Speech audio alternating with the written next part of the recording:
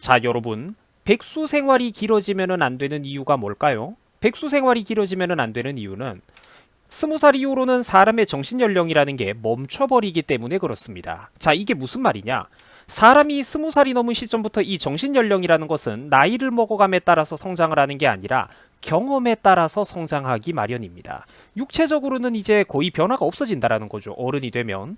20살 이후로 사람은, 이 사람이라는 동물은 사회적인 경험이 없으면 정신적인 성장도 함께 그 무렵에서 정체되어 버리기 마련입니다. 자, 사람의 정신이라는 것은 육체적인 나이에 따라서 꼭 변화하는 것만은 아닙니다. 나이를 먹어감에 따라서 바뀌는 그 주변의 환경에 맞춰가지고 변화하는 것이죠.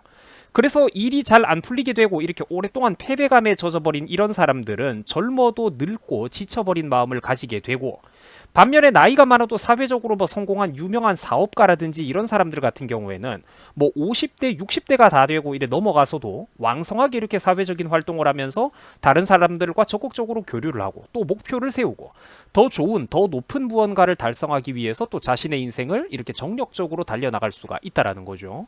그러니까 정신적인 왕성함은 오히려 이런 사람이 더 젊고 활기찰 수도 있다라는 것입니다. 자, 인간이라는 동물은 아무리 똑똑하고 특별한 사람이라고 할지라도 반면에 평범하고 일반적인 사람이라도 각자 저마다 그 무렵에는 그 시대의 경험이라는 게 있습니다. 중학생 시절의 경험, 고등학생 시절의 경험, 그리고 대학생이나 군필자, 이후 얼마간의 공백기를 거쳐가지고 사회인 혹은 직장인으로서 인생을 각자 저마다 사람들이 살아가게 되죠. 자, 그런데 제가 여기 중간에 하단부에 물음표를 그려놓은 조그만한 네모 박스가 있습니다. 자, 이 네모 박스의 구간이라는 게 사람에 따라서는 잠깐 점만 찍고 빠르게 지나가는 사람들도 있습니다만, 자, 반면에 누군가는 여기서 굉장히 불안한 늪에 빠진다라는 거죠.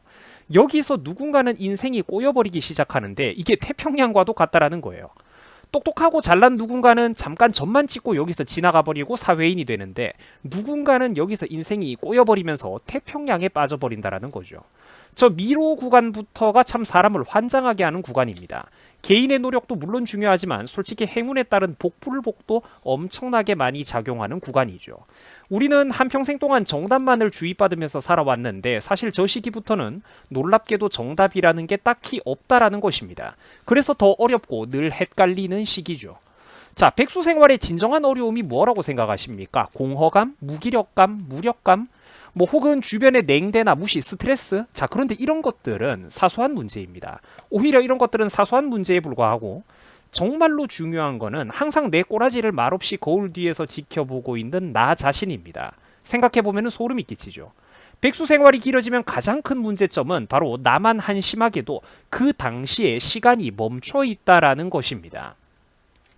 남자들은 저마다 꿈이 있습니다. 마음만은 항상 고등학생 시절이고 군대 갓 전역한 20대 초반 대학생 시절의 마음이죠. 이 세상 무슨 일이라도 할 수 있을 것 같은 그때 그 시절 말입니다. 자, 그런데 인생을 살아보면은 참으로 이게 잘난 사람들은 쉽게 나아가는데 평범한 우리 같은 사람들은 참 그게 그렇게도 힘이 들죠. 5년이 지나고 10년이 지나도 이상하게 자꾸만 뭔가 일이 꼬이고 되는 게 없습니다. 아니, 내가 벌써 20대 후반이라고? 아니, 내가 벌써 30대라고? 나 마음만은 아직까지도 고등학생 때 친구들이랑 웃고 떠들던 그 시절 그대로인데 내가 30 몇 살? 40 몇 살이라고? 이렇게 다들 얘기를 하게 되는 거예요. 그러니까 자기 자신으로부터의 죄책감이 가장 무섭습니다. 10대 중고등학생 시절에는 보통 엄청나게 높은 꿈을 다들 가지고 있을 겁니다. 그죠? 보통 그때 그 시절에 회사원이 꿈인 사람은 별로 없죠.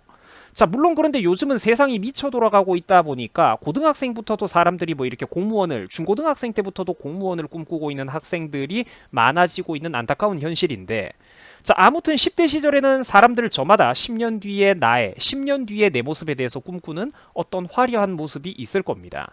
자, 하지만 그런데 현실은 어떨까요? 그렇죠. 좀 팍팍하죠.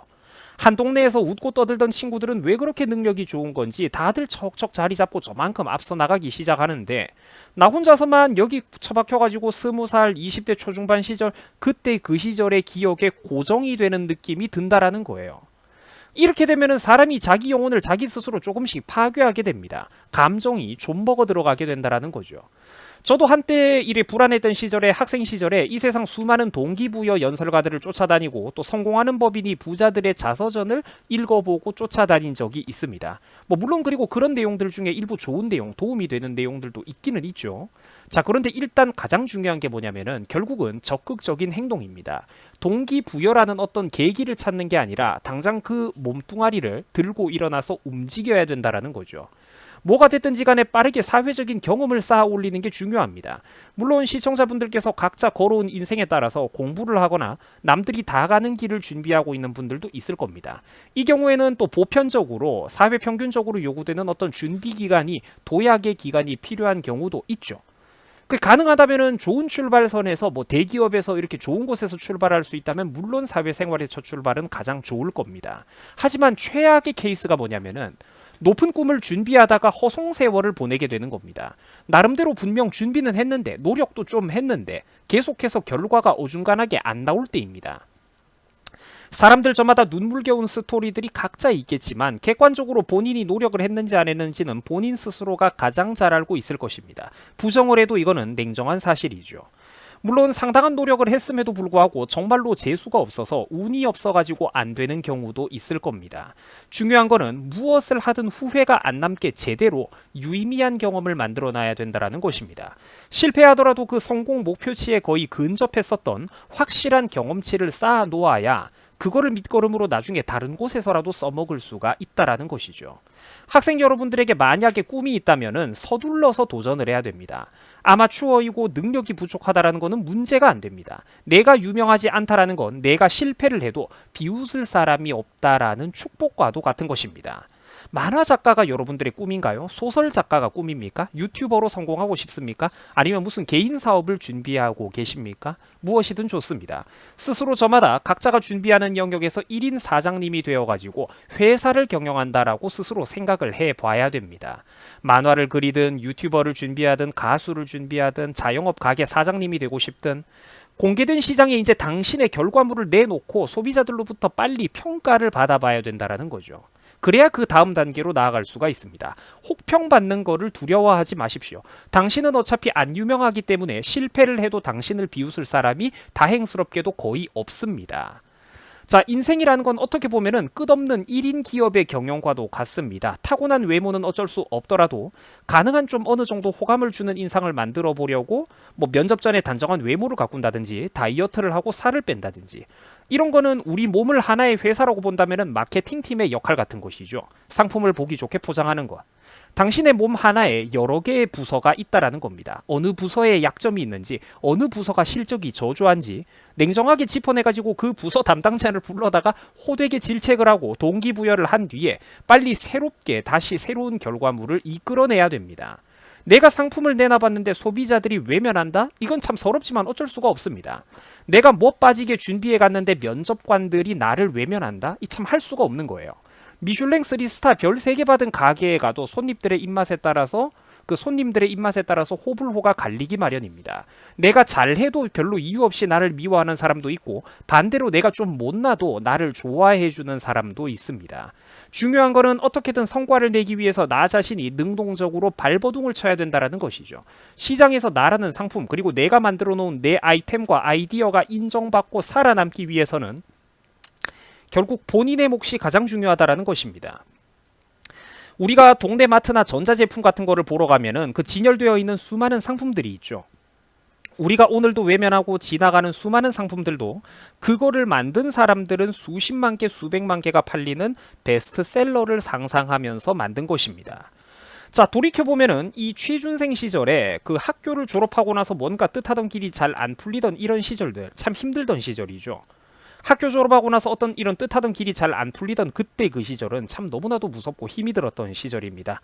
무엇보다도 막연한 미래가 가장 두려운 순간이죠. 자, 그러나 당신 몸의 사장이 누굽니까? 바로 나 자신, 너 자신입니다. 사장이 돼가지고 경영을 포기하실 겁니까? 그러면 회사가 부도가 날 겁니다. 상장 폐지가 되어버릴 거예요. 아무도 그 쓸모없는 회사를 인수해주지 않을 겁니다. 주식을 팔아먹으려면 어떻게든 악재를 훌훌 털고 다시 일어서야만 합니다. 경영을 포기하실 겁니까? 물론 때에 따라서는 가능성이 없는 일은 또 과감하게 포기하고 사업 파트를 접고 실패를 인정하는 게 중요하고 이득일 때도 있습니다. 그러나 그렇다고 한들 패배에 낙담할 때가 아니라 곧장 빠르게 업종 전환을 해줘야 됩니다. 안 되는구나 하면서 주저앉고 낙담할 시간과 자원이 당신에게는 없다라는 거죠. 그 와중에도 당신의 주가가 계속해서 떨어지고 있기 때문입니다. 인생을 포기할 수는 없지 않겠습니까? 삶이라는 건 때때로, 이 인간의 삶이라는 거는 때때로 어둡고 기나긴 끝이 보이지 않는 터널과도 같을 때가 있습니다. 그러나 주변을 잠시만 둘러보면은 그 터널 속을 헤매고 있는 게 꼭 당신 혼자만은 아닙니다.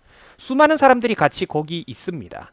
공들여가지고 주위를 살펴보다 보면은 누군가는 빛이 보인다라며 저쪽에 한쪽에서 소리를 치는 방향도 있고, 남들 누군가가 또 이쪽이 길이라면서 화살표로 표시를 해놓은 곳도 분명히 있을 겁니다. 냄새가 나고 바람이 느껴지는 곳도 있을 겁니다. 시청자 여러분, 항상 저마다의 영역에서 각자 정말로 참 이 순간에도 고생이 많으십니다. 졸린 오후 다들 힘내시고 우리 꼭 다 같이 한번 잘 살아봅시다. 자, 시청해 주셔가지고 감사합니다. 여러분들 고맙습니다.